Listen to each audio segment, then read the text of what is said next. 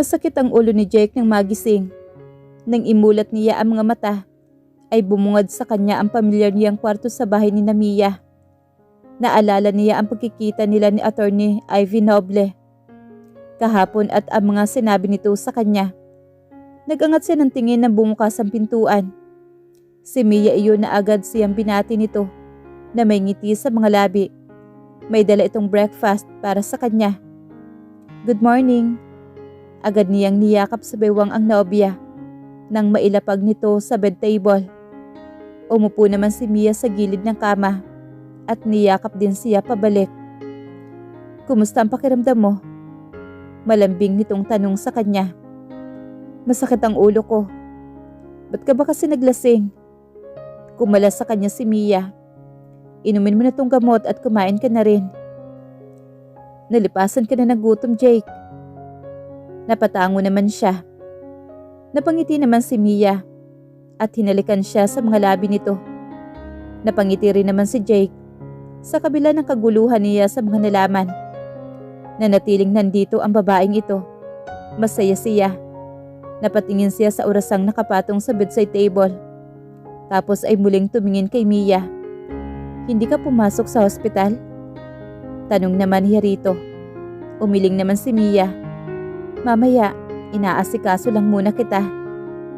Napangiti siya. Thank you, baby. Ngumiti naman si Mia at hinalikan siya sa mga labi. Pagkatapos nilang mag-agahan ay naghanda na rin sila sa pagpasok sa hospital. Hinintay siya ng mga batang pasyente niya doon. Sabay silang bumaba ni Mia sa hagdanan. Bahagya lang siya natigilan nang makita kung sino ang mga taong nasa living room. Mukhang kararating lang ng mga ito at pinapasok ng mga katulong ang luggage ng magulang niya sa bahay. Anak, anang daddy niya nang bumaling ang mga ito sa kanila. Ngumiti naman ang kanyang ama. Jake, iho. Lumapit sa kanya ang ina. Sinalubong siya nito ng halik sa pisngi. Anong ginagawa niyo dito? Malamig niyang bati sa mga magulang. Jake, narinig niya ang mahinang boses naman ni Mia sa kanyang tabi. You already met your sister? Kalmadong lapit sa kanya ng dad niya. Napatiimbagang naman siya. Yes. At sinabi niya sa akin ang totoo. Tumango-tango naman ang ama niya. Kalmado pa rin ito. Ano ngayon ang plano mo, anak? Bahagyang umawang naman ang labi niya sa reaksyon ng kinalakihan niyang ama. Tinitigan niya ang kanyang ama. Nagkatinginan sila. At wala siya nakikita kundi pagmamahal sa mga mata nito. At nasasaktan siya.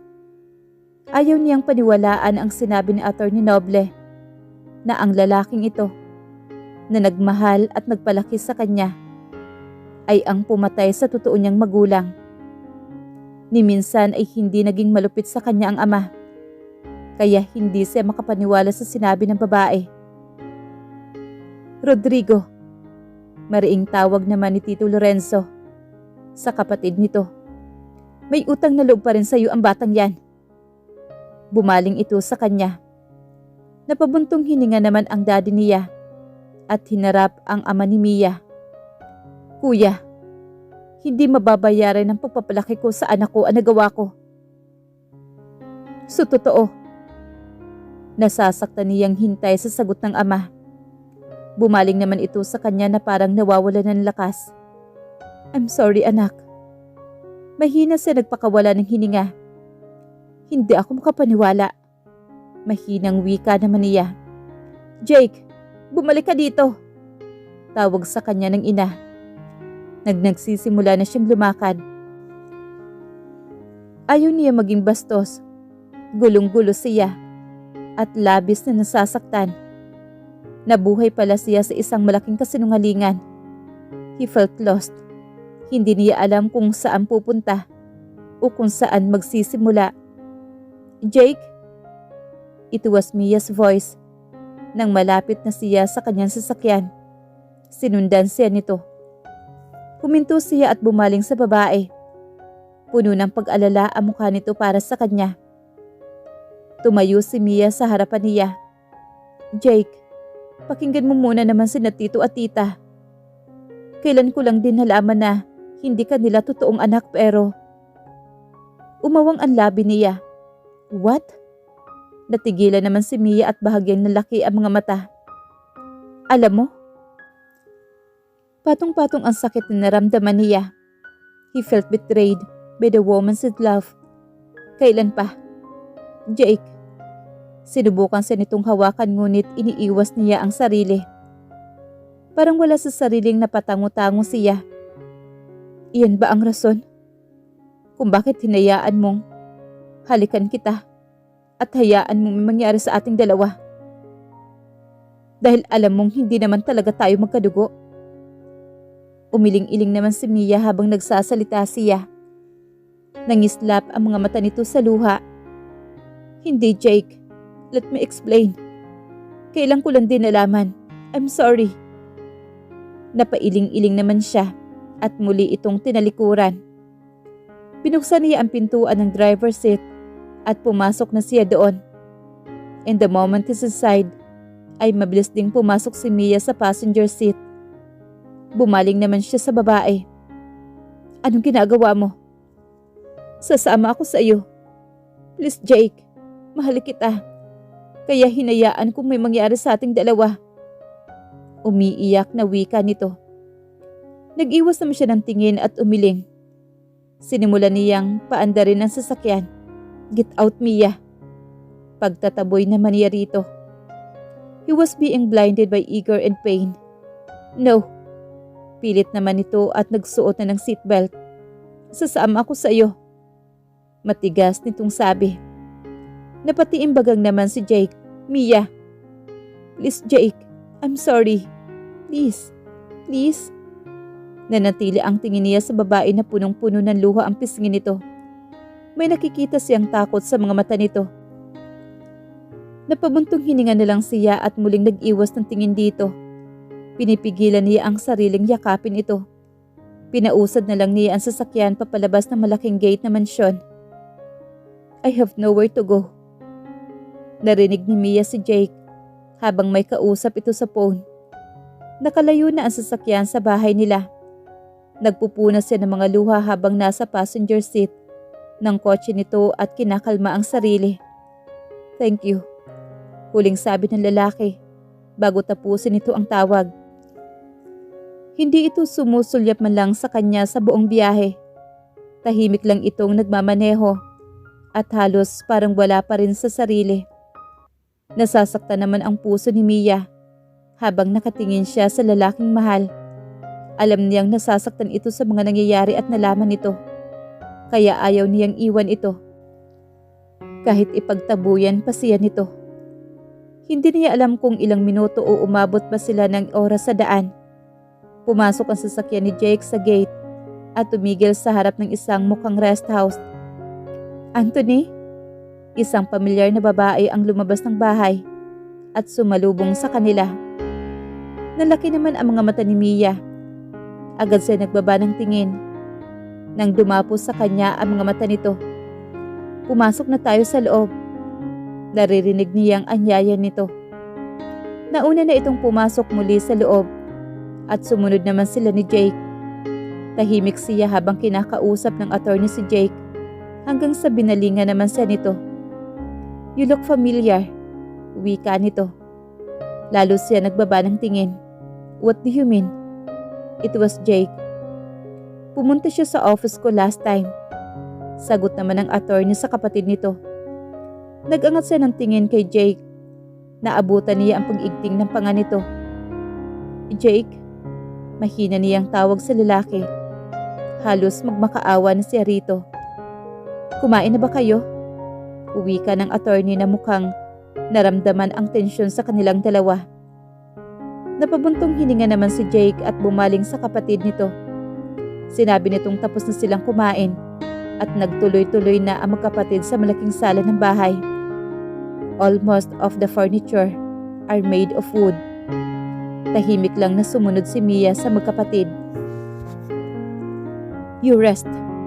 Ani naman ni Jake na makapasok sila sa isang silid ng rest house. Iniwan muna sila ni Attorney Noble. Pagkatapos ihatid dito, maagap niyang pinigilan si Jake sa braso nang tinangka itong aalis. Napabaling sa kanya ang binata. "Huwag mo akong iwan." Unti-unti siya nagbaba ng tingin. Napabuntong hininga si Jake. Sa baba lang ako. Marahan na patango naman si Mia. "Magpahinga ka. Kanina ka pang umiiyak." Muli siyang tumango at ngumiti rito. Ngunit hindi ito ngumiti sa kanya. Unti-unting nawawala ang ngiti sa mga labi ni Mia. "Magpahinga ka na." Muli at huling habili naman ni Jake sa kanya bago ito tuluyang lumabas ng kwarto. Bumaling naman si Mia sa kama at umupo sa gilid nun. Lumipas ang ilang sandali ay nagpasya siyang sumunod kay Jake sa baba. Hindi naman siya pagod. "Everyone thought I was dead. Pero ang totoo, I was just in coma for years. Since I was 4, Anthony." Natigil si Mia sa pagpasok sa dining area kung saan naririnig niya ang boses ng magkapatid. Nanatili siya sa hamba at tahimik na nakinig sa usapan. Gusto niya ring malaman ang buong katotohanan na kahit sa kanya ay hindi masabi ng mami niya at mukhang alam ni Attorney Ivy iyon. "I was under Ninong Gustav care. He's a doctor and Mommy's best friend. Hindi umaasa noon ang magulang natin na magigising pa ako. Kaya hinayaan na lang nila ako ni Dad na isipin ng lahat na namatay ang panganay nilang anak. Komplikado ang naging pagbubuntis sa akin ni Mommy at ipinanganak din akong sakitin until one day I fell into coma. Pero hindi ako sinukuan ni Ninong. Dito sa rest house na ito, ako nakaratay noon." Naririnig niyang wika naman ng attorney. "Pribado ang pamumuhay ng mga magulang natin, Anthony. Hanggang sa nasangkot si Dad sa isang iskandalo." Hindi nagsalita si Jake. Nanatili lang itong nakikinig sa kapatid niya. Usap-usapan noon na may affair si Dad at ang isang socialite na si Elvira de la Cuesta, wife of a rich doctor, Rodrigo de la Cuesta. Tumigil naman sa pagsasalita ang attorney. Wala pa ring naging imik si Jake. Kinumpirma yun ni Ninong Gustav sa akin. Kaya nga nagalit din siya noon kay Dad dahil sinaktan nito si Mommy. Our dad cheated on our mom. Pagpapatuloy naman nito. Natutop ni Mia ang bibig sa mga narinig. Hindi siya makapaniwalang nagawa iyon ni Tita Elvira niya sa Tito Rod niya noon. They look so good together, even in their age now. Napailing-iling naman siya. Nalaman din ni Rodrigo de la Cuesta ang kataksilan niya. He was furious at nang gabing yon, sinugod niya si Daddy sa bahay natin. May dala siyang baril. Galit na galit yung itinuto kay Dad. Nandoon si Ma'am. Hinarang ni Mami ang katawan niya. Kaya imbes na si Daddy, ay siya ang tinamaan at namatay. Nasasaktan si Mia sa naririnig sa garalgal na boses ni Attorney Ivy. Nanlaban pa si Daddy. Pero binaril din siya ni Rodrigo de la Cuesta. Umiiyak na wika nito. Pinatay ang magulang natin, Anthony. Nagising ako mula sa coma. Nawala na ang mga magulang natin. Pinatay sila. Humahagulhol na wika nito. Naninikip din naman ang dibdib ni Mia habang pinakikinggan ito. Naramdaman na lang niya ang luhang tumutulo sa pisngi niya. At ang mga de la Cuesta, ginamit nila ang pera at kapangyarihan nila para maitago ang krimen. Lahat ay binayaran nila. Sinunog nila ang buong bahay natin para pagmukhaing namatay sa sunog ang mga magulang natin, kasama na ang mga taong naroroon. Kasama na ang ating mga katulong at kasama ka na roon. Pinalabas din nilang kasama kang namatay sa sunog, pero ang totoo, ninakaw ka nila. 3 taong gulang ka lang noon nang dalhin ka nila sa ibang bansa at doon sila namuhay na parang walang nangyari rito sa Pilipinas. Pero may isang nakatakas na kasambahay ng gabing yun. Matagal nang naninilbihan sa pamilya natin. Kilala niya si Ninong Gustavo, kaya agad niya itong hinanap. At siya mismo ang nagsabi ng lahat na nangyari kay Ninong. Kaya lang natakot siya magsalita. Natakot din noon si Ninong. Hindi basta-basta ang mga De La Cuesta. Hindi lang sila pamilya ng mga doktor. May iba pa silang mga negosyo at malalago ang investment at share sa malalaking kumpanya. Hindi lang sa bansa but overseas. They have wide connection. Kaya wala ring nagawa si Ninong. Nanatili siyang tahimik. Sinabi niya ang lahat sa akin noong nagising ako. Kaya naging attorney ako ngayon. Katulad ng magulang natin. Isa ring attorney si Mommy at Dad. At gusto ko ng katarungan para sa kanila, Anthony. Tahimik na tumalikod si Mia at bumalik sa kwartong pinanggalingan niya kanina sa ikalawang palapag ng bahay. Hiyang-hiya siya sa presensya niya ngayon dito kasama ang magkapatid. Isa pa rin siyang De La Cuesta, ang pamilyang dahilan ng sakit na tinatamo ngayon ni Jake at ng ate nito. Nagising si Mia nang maramdamang may humahaplos sa pisngi niya. Hindi niya namalayang nakatulog na pala siya kanina. Nang mahiga siya sa kama habang umiiyak, unti-unti niyang iminumulat ang mga mata at maamong mukha ni Jake ang unang bumungad sa kanya. Jake? Tumigil naman si Jake sa paghawak sa pisngi niya. Agad namang bumangon si Mia. I'm sorry. Narinig ko lang sila ni Mami na nag-uusap sa study. Hindi ko rin makumpronta noon si Mami dahil hindi naman niya sa akin sinasabi. May nakita lang akong address ni attorney sa drawer ni Dad, kaya napuntahan ko siya. Gusto ko naman talagang sabihin sa iyo ang nalaman ko, Jake. Pero iniisip ko, sila tito at tita. Sila pa rin ang nagpalaki sa iyo. I'm sorry. Please. I'm sorry. Umiiyak na wika niya rito. At parang nabawasan naman ang mabigat na nakadagan sa dibdib niya nang bigla siyang yakapin ni Jake. Lalo siyang naiyak at mahigpit itong niyakap pabalik. Tahan na, Mia. Namamagana ang mga mata mo sa kakaiyak. Mahina itong napamura habang nakayakap sila.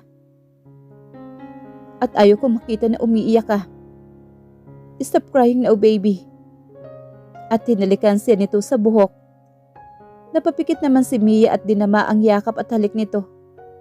Magkahawak na ang mga kamay nila nang bumaba sila sa pagkainan. Madilim na sa labas at maghahapunan na. Sinalubong naman sila ni Attorney Ivy Noble. Nangiti nang pumasok sila doon.